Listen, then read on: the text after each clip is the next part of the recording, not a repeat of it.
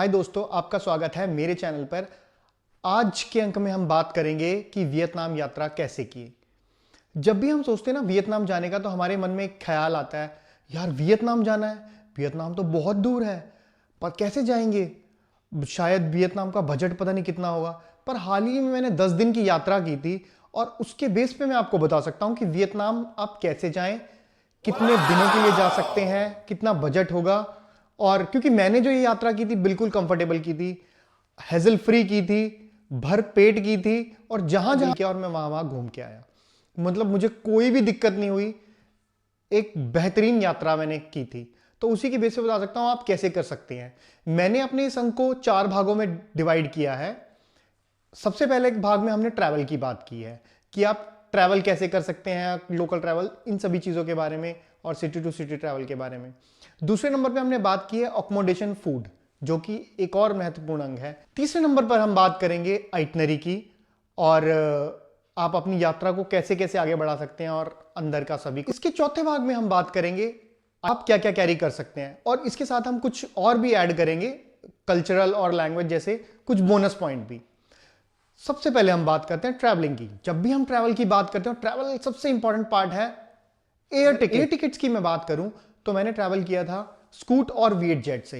ये लगभग मैंने 2 महीने पहले सर्च आउट करना शुरू कर दिया था, स्काई स्कैनर के थ्रू किया था ये सर्च, और इसके साथ स्काई स्कैनर फिर आगे सजेस्ट करता है, तो मुझे मतलब इजीली मिल गया था। और 2 महीने पहले लगभग 17,000 रुपये में मैं यहां से गया था अमृतसर से होचिमिन, और हनोई से फिर मैंने वापसी की थी नई दिल्ली की। तो कुल मिला के मुझे 17,000 रुपये की दोनों फ्लाइट पड़ गई। मुझे लगता है कि शायद इतनी सस्ती मतलब सर्च करने के बाद ही मिल सकती है, अगर अदरवाइज आप मतलब एकदम जल्दी में बनाए तो बिल्कुल भी नहीं, शायद एक साइड की आपको इतनी की मिले। अगर मैं आगे बात करूं तो स्कूट की फ्लाइट भी बहुत कंफर्टेबल थी, और विएट जेट की, लोग वैसे ही भला बुरा कहते हैं स्कूट और विएट जेट को, तो दोनों ही अच्छी फ्लाइट थी, कंफर्टेबल थी, कोई दिक्कत नहीं, इकोनॉमी क्लास था, आराम से हो गया था। और इसके बाद आप ट्रैवल का एक इंपॉर्टेंट पार्ट है, क्योंकि अगर आप वियतनाम जाएंगे, ये तो है नहीं कि आप एक ही सिटी में घूमेंगे, आपको सिटी टू सिटी ट्रैवल करना ही पड़ेगा, क्योंकि आप पूरा वियतनाम घूमना चाहेंगे, बट फिर भी कुछ मेजर सिटीज़ में तो जाएंगे, जैसे होचिमिन। क्योंकि मैं जैसे गया था होचिमिन, होचिमिन से दानांग, दानांग से हनोई। अब जब होचिमिन में आए हैं, उसके बाद आप जाएंगे दानांग, दानांग से जाएंगे हनोई। ये लगभग आप ट्रेन में भी जा सकते हैं, फ्लाइट में भी जा सकते हैं, और बस में भी जा सकते हैं। पर क्योंकि मेरा पर्सनल इंटरेस्ट था ट्रेन में, तो इसलिए मैं ट्रेन में गया। वैसे आप बस में भी जा सकते हैं, क्योंकि बट बस थोड़ी सी ज़्यादा मतलब बॉडी को थका देने वाला होता है, और बस का ट्रैवलिंग लंबी होती है। जहां आपको ट्रेन में 10 से 12 घंटे लगेंगे, वहीं बस में आपको 20 घंटे लगेंगे। और आप बहुत अच्छी प्लानिंग कर सकते हैं, और बहुत अच्छे प्लानर है तो आप अपनी यात्रा को पहले ही प्लान करके जाएं। मतलब आप फ्लाइट भी बुक कर सकते हैं, इंडिया से फ्लाइट बुक करके जाएं, जो आपको मतलब काफ़ी सस्ती मिलेगी। मतलब मुझे लगभग ट्रेन 1000, 1200, 1500, 2000 के बीच में भी पड़ी। होचिमिन से दानांग और दानांग से हनोई की बुक की थी, तो लगभग मुझे 1500 से लेकर 2000, 2500 तक की पड़ गई थी। ट्रेन बहुत ही हाइजीनिक सफ़र था ट्रेन का, तो इसलिए मैंने और भी इसको प्रेफर किया बजाय कि बस के।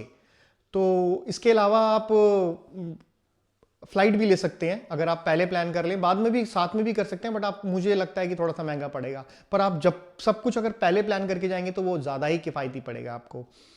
अगर मैं आगे बात करूं लोकल ट्रैवलिंग की, जो बिल्कुल लोकल आपको ट्रैवल करना है, लोकल ट्रैवल करने के लिए सबसे बेहतरीन उपाय है ग्रैब का। आप ग्रैब टैक्सी लीजिए, ग्रैब बाइक लीजिए, जो आपको सबसे चीपर रेट में मिलेगी। और ग्रैब आप सिर्फ ऐप से ही डाउनलोड करके और ऐप से ही बुक करें। अगर आप वैसे ग्रैब वालों से करेंगे, ग्रैब की बहुत सारे जैकेट्स पहन के घूमते हैं, और ग्रैब में मतलब वो पर्सनल भी बुक करते हैं, तो वो ना करें, वो महंगे पड़ते हैं, आपको उनसे नेगोशिएशन करनी पड़ेगी। मतलब ऐप बेस्ट है, और ऐप के थ्रू ही आप घूमें, जो आपको बहुत किफ़ायती भी पड़ेगा और बिल्कुल ही कंफर्टेबल भी रहेगा आपके लिए।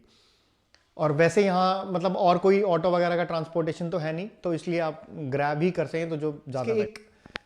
एक और हम पहलू की बात करते हैं, मनी एक्सचेंज। हमारे मन में आता है मनी एक्सचेंज, तो मनी आपको डॉलर्स में लेके जाएं, वही एक उपाय है मेरे ख्याल से, कोई और नहीं है। वियतनामी डोंग आपको बहुत ही मुश्किल होगा जब आपको मिलेंगे, तो मेरे ख्याल से तो इंडिया में नहीं मिल पाते। तो आपको सबसे पहले डॉलर्स में लेनी पड़ेगी, और डॉलर्स में भी आप जब कन्वर्ट रुपीज़ को कराएं तो अपने लोकल, अपने शहरी एरिया से करवाएं, बजाय कि जाने के एयरपोर्ट से कराएंगे तो आपको बहुत महंगा पड़ेगा, 100 रुपये तक का पड़ जाएगा। अगर लोकल आप करवाएंगे तो आपको मतलब प्रेजेंट के अकॉर्डिंग आपको अच्छा रेट मिल सकता है। तो और अगर आप जब जैसे ही वियतनाम में लैंड करते हैं आप, तो आप वहाँ भी एयरपोर्ट से ना करवाएं, वहाँ पे ज्वेलरी शॉप से करवाएं। एक हाताम करके ज्वेलरी शॉप है बेंथा मार्केट के पास, तो वहाँ से कराएं, वो आपको सबसे बेस्ट रेट देंगे। तो ये था हमारा ट्रैवल और मनी एक्सचेंज को हमने इसमें जोड़ दिया था।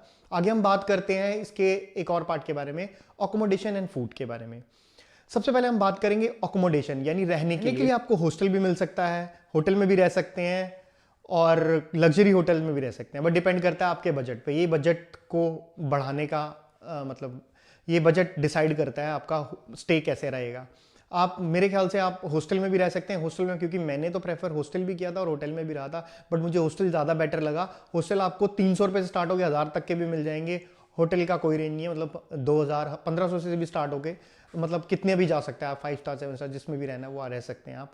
बट मतलब मैं हॉस्टल में रहा था और ग्लोबल फ्रेंड्स बने थे और बहुत सारी चीज़ें फ्री रहती हैं वहाँ पे, मतलब ड्रिंक्स वगैरह भी बहुत टाइम पे फ्री थी। मतलब मुझे बहुत अच्छा लगा हॉस्टल का रहना। और एक क्लीन होते हैं, नीट एंड क्लीन होते हैं। अगर आप, क्योंकि मैंने बिल्कुल सोलो ट्रैवल किया था, कोई दोस्त नहीं था, कुछ भी नहीं था, तो मुझे हॉस्टल बहुत अच्छा लगा। बाकी आप देख सकते हैं इसके अलावा। और खाने की बात करूं तो इंडियन फूड पे आप ज़्यादा रिलाई नहीं कर सकते। इंडियन फूड के रेस्टोरेंट हर जगह हैं, बट बहुत महंगा है। पर मील पर पर्सन आपको 500 रुपये का पड़ेगा इंडियन फूड, और वहीं आप 150 से 200 रुपये में पूरा दिन निकाल सकते हैं अगर आप रिलाई करें वियतनामी फूड पर। और वियतनामी फूड बहुत टेस्टी है। शुरू शुरू में आपको लगेगा थोड़ा सा मतलब कंफर्टेबल होने में दिक्कत होगी, बट धीरे धीरे आपको समझ आ जाएगा। और बहुत टेस्टी होता है। बान मी, फो, नूडल्स, बहुत सारी चीज़ें हैं यहाँ पे बहुत। और नॉन वेजिटेरियन के लिए तो बहुत सारे ऑप्शंस हैं, मतलब वेजिटेरियन के लिए भी है, ऐसा कुछ नहीं है कि यहाँ वेजिटेरियन नहीं चल पाते, बट नॉन वेजिटेरियन के लिए बहुत अच्छे ऑप्शंस हैं। और तो मैं कहता हूँ मतलब अगर आप बजट ट्रैवल करना चाहते हैं और किफ़ायती ट्रैवल करना चाहते हैं तो आप वियतनामी फूड ज़रूर ट्राई करें, और आपको करना भी चाहिए। आप बाहर गए हैं, वियतनाम गए हैं, तो वहाँ का जायका ना लिया तो शायद कुछ नहीं बनेगा। आगे हम बात करते हैं आइटनरी के बारे में। आप, क्योंकि मैं रहा था 10 दिन, आप 10 दिन रह सकते हैं, 15 दिन रह सकते हैं, 20 दिन रह सकते हैं। आप बहुत सारे प्लेसेस हैं, जैसे सापा जा सकते हैं, निनबिन जा सकते हैं, नात्रांग जा सकते हैं, कांथू जा सकते हैं, कहीं भी जा सकते हैं। मैंने बेसिकली होचिमिन रहा, दानांग रहा, दानांग के बाद हनोई रहा। तो आप मेरे अकॉर्डिंग 2 से 3 दिन तक होचिमिन इनफ है, और प्लस एक मेकोंग डेल्टा का दिन लगा लीजिए, तो 3 दिन या 4 दिन मेकोंग डेल्टा लगा के बढ़िया है। अगर दानांग जाते हैं तो होयान इकट्ठे कर लीजिए उसको, तो 2 या 3 दिन वहाँ पे लगा सकते हैं आप। और लास्ट में आप जब वापस आएँ तो हनोई के साथ हेलोंग बे भी जा सकते हैं, तो 3 से 4 दिन वहाँ भी लगा सकते हैं। इसके अलावा मतलब आप और डीपली एक्सप्लोर करना चाहते हैं तो वो आप और सर्च कर सकते हैं और ज़्यादा बेटर भी जा सकते हैं। बाकी अपने अकॉर्डिंग और दिन के अकॉर्डिंग है, मतलब मैं 10 दिन की आइटनरी के अकॉर्डिंग आपको ये तो रही आइटनरी की बात। अब हम बात करते हैं डॉक्यूमेंटेशन और हम क्या क्या कैरी कर सकते हैं। तो हम कैरी डॉक्यूमेंटेशन के साथ साथ हमें सबसे पहले डॉक्यूमेंटेशन में हमें चाहिए होगा आने जाने की टिकटें, बहुत ज़रूरी हैं। आप अपना वीज़ा, पासपोर्ट, वैलिड पासपोर्ट, जब तक कि आपकी यात्रा है, जितनी लंबी आपकी यात्रा है तब तक के लिए तो आपको पासपोर्ट चाहिए होगा, उसमें पेजेस होने चाहिए।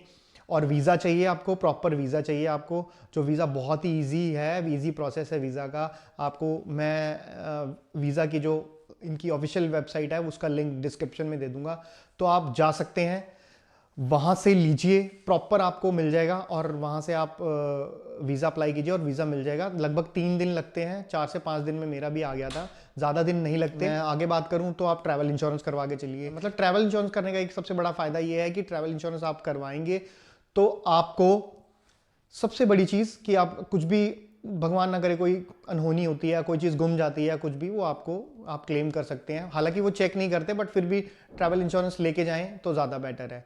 और आपने मतलब हालांकि चेक कोई नहीं करता, आप जहाँ से मनी एक्सचेंज कराएं वहाँ की रिसिप्ट भी लेके जाएं तो ज़्यादा बेटर है।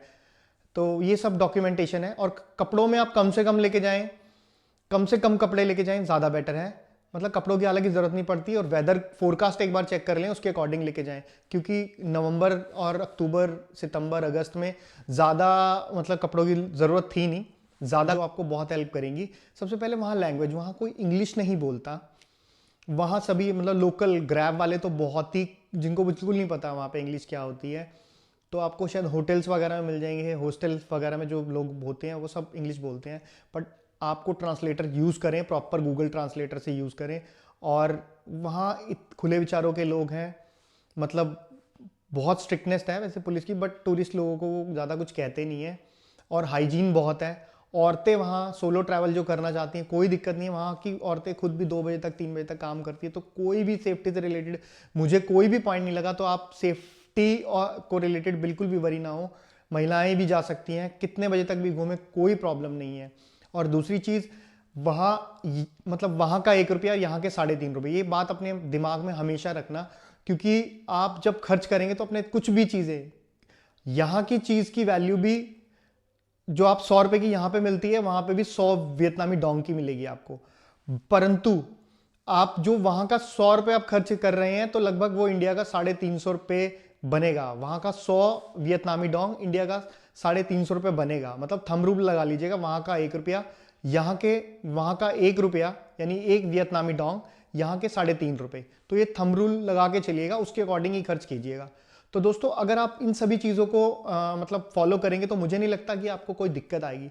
मेरी जो खुद की पूरी यात्रा थी वो सिर्फ 45,000 रुपये में की थी मैंने, और बहुत ही अच्छा, बहुत मज़ा आया मुझे। फन यात्रा थी, मुझे लगता है कि सभी को करनी चाहिए।